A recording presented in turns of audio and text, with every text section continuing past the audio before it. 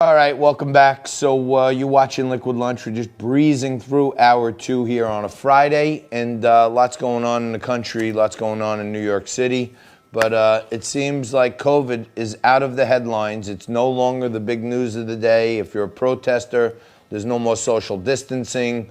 To me, in many of the big Democratic-run cities in America, the inmates are running the asylum. I stand with peaceful protesters. I abhor people who are hijacking these protests. And somebody who could break it down way better than me joins us now. Bob Barr, he's a former congressman and CIA analyst. He's been with us many times here on Liquid Lunch. And Mr. Barr, thank you so much for joining us today on Liquid Lunch. Well, that's good, John, except I don't know about this Mr. Barr. Bob will do just fine. All right, fine. I'm just trying to start it off right because you are such an esteemed gentleman.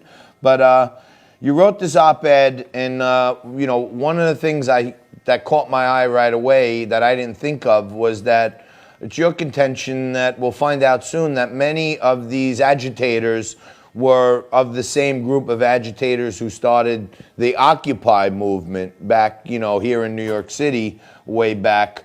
I feel like this is a completely coordinated effort. I personally held a job fair in Zuccotti Park while Occupy was going on, which they scattered because none of them really wanted jobs.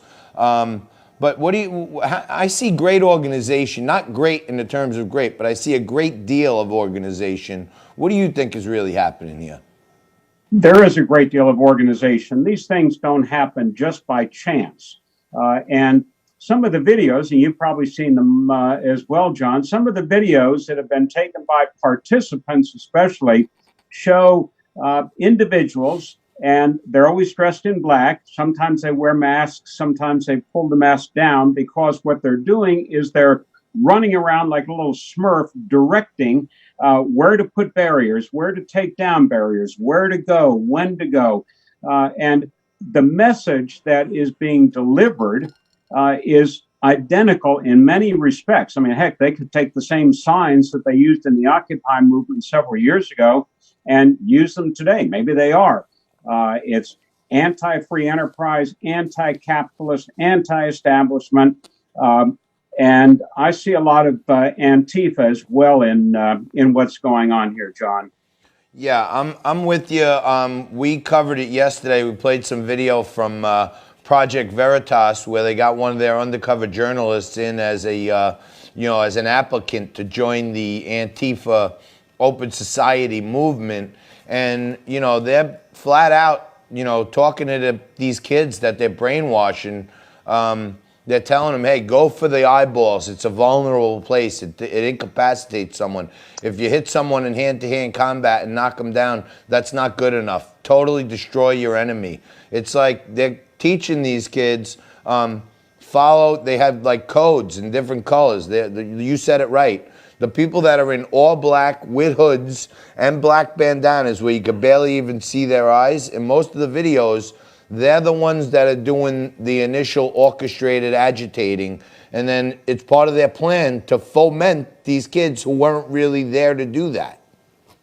And we see it, John, not only on the streets of America these days, and as we saw just a year and 2 years ago in Berkeley and other cities. This is something that we've seen for many years in Europe, which actually was the birthplace, as you know, of the Antifa movement. Its initial roots go back to the 1930s in Europe, particularly Germany and Italy. The group was anti-fascist, which is where the acronym Antifa comes from, as you know. But of course, ironically, as with a lot of these violent-oriented groups, they become what they target. And the Antifa groups, which are supposed to be anti-fascist, have taken on all of the characteristics of fascist groups in terms of the way they organize, the uniforms they wear, which is black. Back in the 1930s, it was largely, the brown shirt movement. The flag that the Antifa groups use is from a European design. So the symbols they use, the way they dress, the language they use, the weapons they use, There's nothing new here. This has been around for a long time, and I am very, very happy that the Attorney General, I agree with them in this regard, is calling these groups out as Antifa. They are a terrorist organization with both domestic and international roots. No doubt about it. I like to fashion myself a local community organizer, activist. When there are good causes, me, my brother, we help the community bring people together to support ideas, to protest ideas. And most people that come to these things are coming for the right reasons. And I feel like there was a moment in time where all sane Americans look at this cop with his knee on the guy's throat, and you hear that the guy wound up dying. Most sane Americans, no matter what color, no matter what party, were like, that can't happen anymore. And then it just seems like Antifa or George Soros or Open Society or whoever's allegedly behind all this, they did not want to see all Americans united under one flag that, hey, that injustice or that police brutality can't happen anymore. And it seemed to me that's when it all began, when they sensed that people were all on the same page. That can't happen anymore. The cause was almost lost right at the moment the cause happened. And I think it's very important, John, that you mentioned the name George Soros, because George Soros's dirty money has found its way into a lot of these municipalities.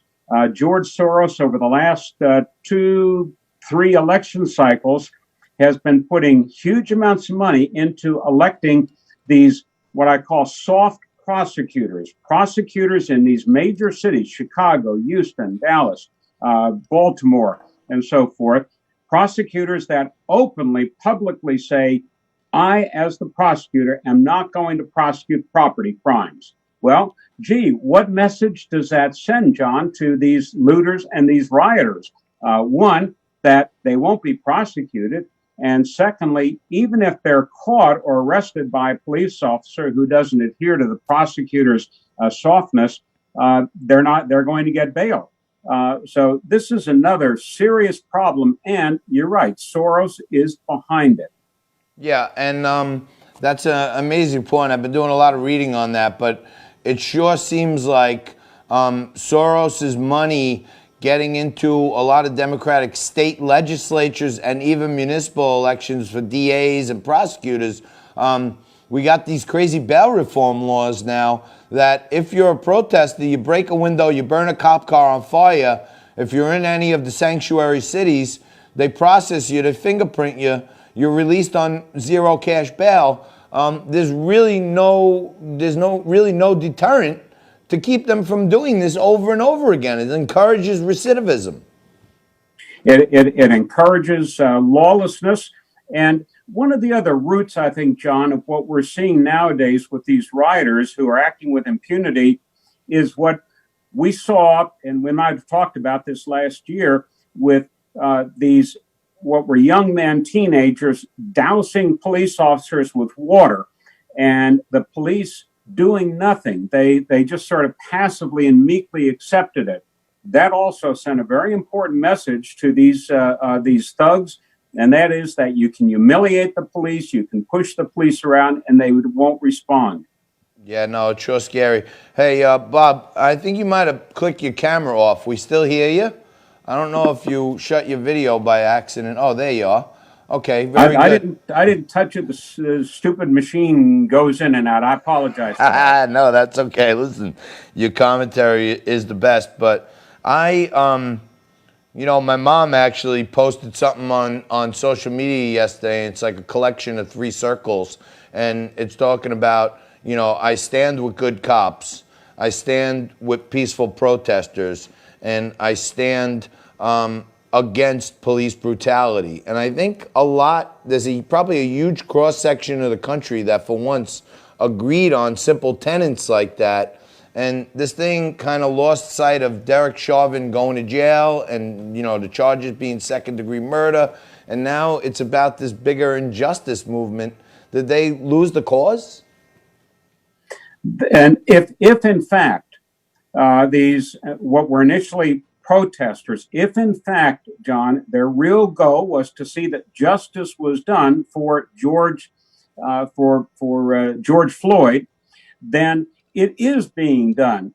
Justice in a system of law and order cannot operate any faster than it is doing. The police officer, Derek Chauvin, was arrested immediately. He was charged first with third degree and then with second degree murder, which is a very serious charge.